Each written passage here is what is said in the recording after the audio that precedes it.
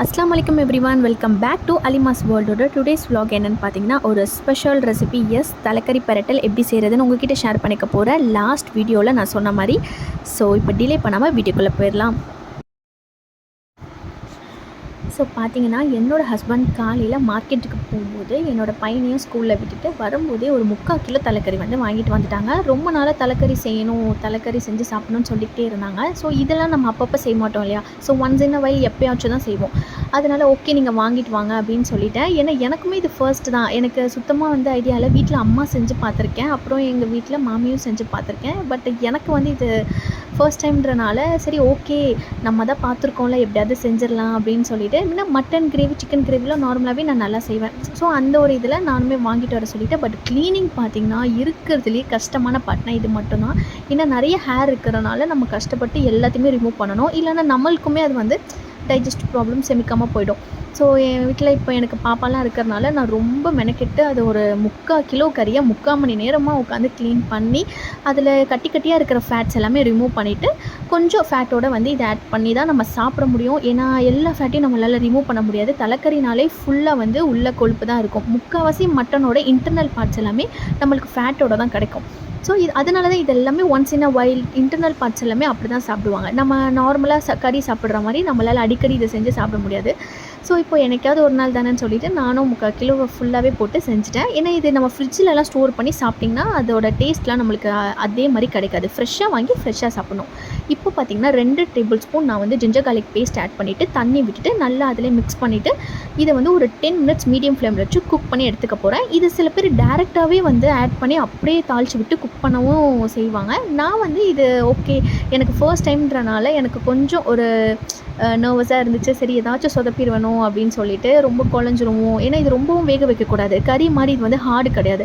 இது எல்லாமே சாஃப்டாக இருக்கும். ஸோ அதனால் 10 மினிட்ஸ் மீடியம் ஃப்ளேமில் ஒரு 2 விசில் தான் வந்துச்சு. அதோடு நான் ஆஃப் பண்ணிவிட்டு அந்த ஆவிலே அப்படியே அது செட் ஆகிடுச்சு. இன்னொன்று பார்த்தீங்கன்னா இதோட காம்பைன் வந்து எப்போவுமே பேர் பண்ணுறது ரசம் மட்டும்தான். இது எங்கள் பாட்டி எங்கள் அம்மா எல்லாமே வந்து ரசத்தோடு தான் பேர் பண்ணி சாப்பிட்ருக்கேன். நானும் செம்ம டேஸ்ட்டாக இருக்கும்.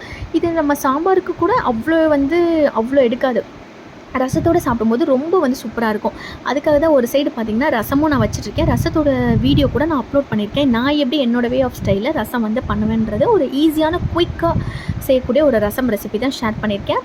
ஸோ அதுக்கு தான் இப்போ வந்து தாளித்து நம்ம வந்து போடுவோம் இல்லையா. ஸோ மிளகு, சீரகம், பூண்டு இதெல்லாம் இடித்து நம்ம வந்து ரசம் தாளிக்கிற மாதிரி நான் நார்மலாக எப்போவுமே தாளிச்சிட்ருக்கேன். ஸோ இது வந்து குயிக்காக செஞ்சிடலாம். இதோட ஷார்ட்ஸ் வந்து நான் லிங்க் கூட இந்த வீடியோவில் கொடுத்துருக்கேன், நீங்கள் செக் பண்ணி பார்த்துக்கோங்க. ஸோ இப்போ ரசம் தாளித்து ஒரு சைடு விட்டுறதுக்குள்ளே நான் வந்து தலைக்கறி வந்து குக்கரில் வேக வச்சது எனக்கு வந்து ரெடி ஆகிடுச்சு. ஸோ இப்போ நம்ம தலைக்கறி ரெசிபிக்குள்ளே போயிடலாம்.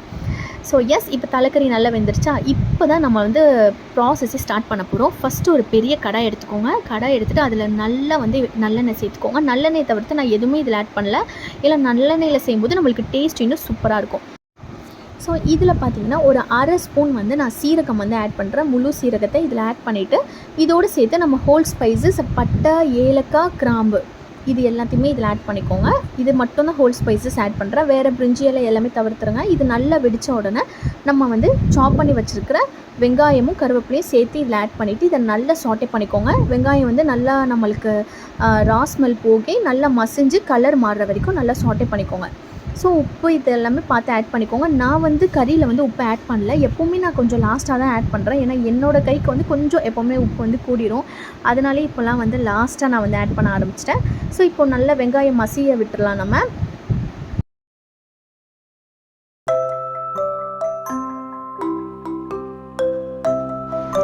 இப்போ பார்த்திங்கன்னா நல்லா நம்மளுக்கு வந்து மசிஞ்சு கலர்லாம் கொஞ்சம் சேஞ்ச் ஆகிடுச்சு. இப்போ இந்த ஸ்டேஜில் பார்த்திங்கன்னா நம்ம ஜிஞ்சர் கார்லிக் பேஸ்ட் வந்து ஆட் பண்ண போகிறோம்.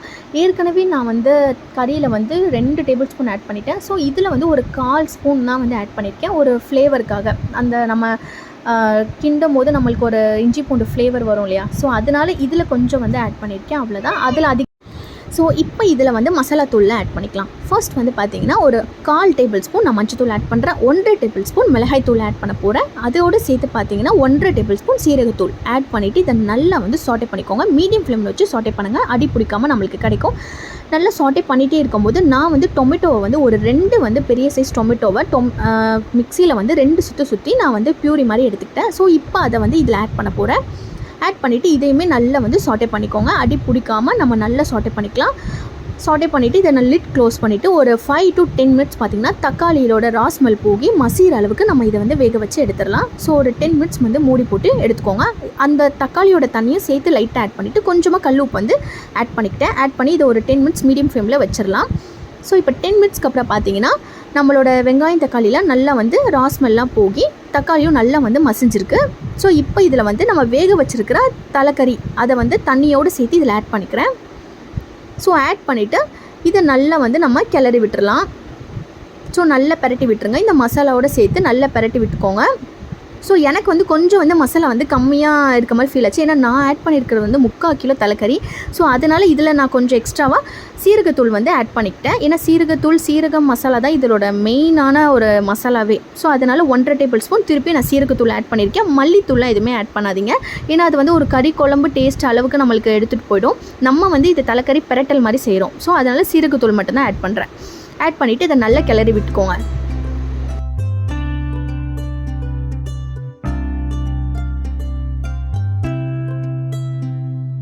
ஸோ கிளறி விட்டுட்டு லிட் க்ளோஸ் பண்ணிவிடுங்க.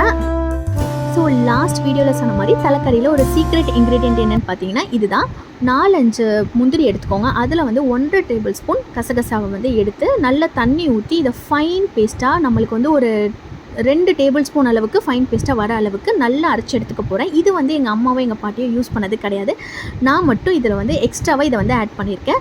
பட் டேஸ்ட் வந்து ரொம்ப சூப்பராக வந்துருந்துச்சு. அதனால தான் உங்ககிட்டயும் ஷேர் பண்ணியிருக்கேன். ஸோ இப்போ நம்மளுக்கு வந்து இந்த பதத்தில் கொஞ்சம் வாட்டரியாக இருக்குது பார்த்தீங்களா. ஸோ இதையே நம்ம வந்து திக்காக வச்சு அவங்க பெரட்டல் மாதிரி எடுத்துருவாங்க. நான் இதில் வந்து அந்த பேஸ்ட்டை வந்து ஆட் பண்ண போகிறேன். ஸோ கொஞ்சம் நம்மளுக்கு நல்லா திக்காகவும் கிடைக்கும், சாப்பிட்றதுக்கு நல்ல டேஸ்ட்டாகவும் இருந்துச்சு.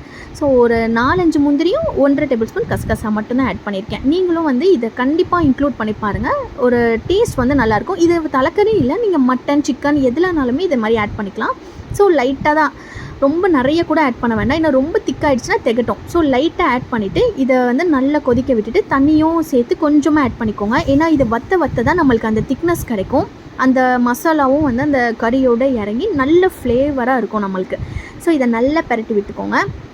இந்த தண்ணிலாம் பார்த்திங்கன்னா நல்லா வற்றணும் நம்மளுக்கு. அதனால் மீடியம் ஃப்ளேம்லேயே வச்சு குக் பண்ணிக்கோங்க.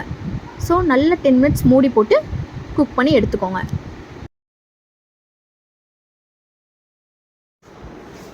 ஸோ பார்த்திங்கன்னா தண்ணி எல்லாம் நல்லா வற்ற ஆரம்பிச்சிருச்சு. வற்ற பார்த்திங்கன்னா நம்மளுக்கு அந்த கிரேவியோட திக்னஸ் கிடைக்க ஆரம்பிச்சிடும். இப்போ ஃபைனல் டச்சாக என்ன பண்ண போகிறோன்னா நம்ம வந்து நான் வீட்லேயே அரைச்சி வச்சுருக்கிற சில்லி ஃப்ளேக்ஸ், அப்புறம் பார்த்திங்கன்னா பெப்பர் கார்ன்ஸ், அதோடு சேர்த்து சீரகம், இது 3த்தையுமே நல்லா வந்து மிக்ஸியில் பொடி பண்ணி வீட்டில் வச்சுப்பேன். மிளகு சீரகம் செய்யும்போது இந்த மாதிரி பெரட்டல் செய்யும்போது இதை வந்து ஆட் பண்ணுவேன். அதே மாதிரி ஒரு 1.5 டேபிள் ஸ்பூன் ஆட் பண்ணி அதோடு சேர்த்து கொத்தமல்லியை தூவி நல்லா பெரட்டி விட போகிறேன். கொஞ்சம் காரம் வேணுன்றவங்க 2 டேபிள் ஸ்பூன் கூட இந்த மாதிரி ஆட் பண்ணிக்கலாம்.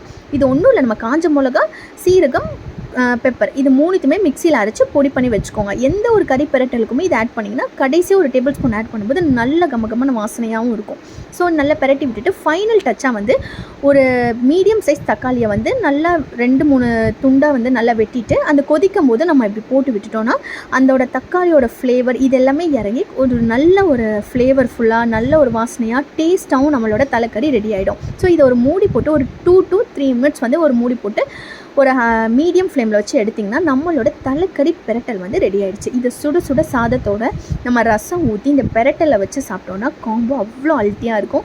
எங்கள் கிராண்ட்மா, எங்கள் அம்மா, எங்கள் வீட்டில் எல்லாருமே இப்படி தான் செய்வோம். ஸோ ரொம்ப சூப்பராக இருக்கும். நான் சொன்ன இன்க்ரீடியண்ட்டு கண்டிப்பாக வந்து ஆட் பண்ணிக்கோங்க, நல்ல திக்னஸ் கிடைக்கும்.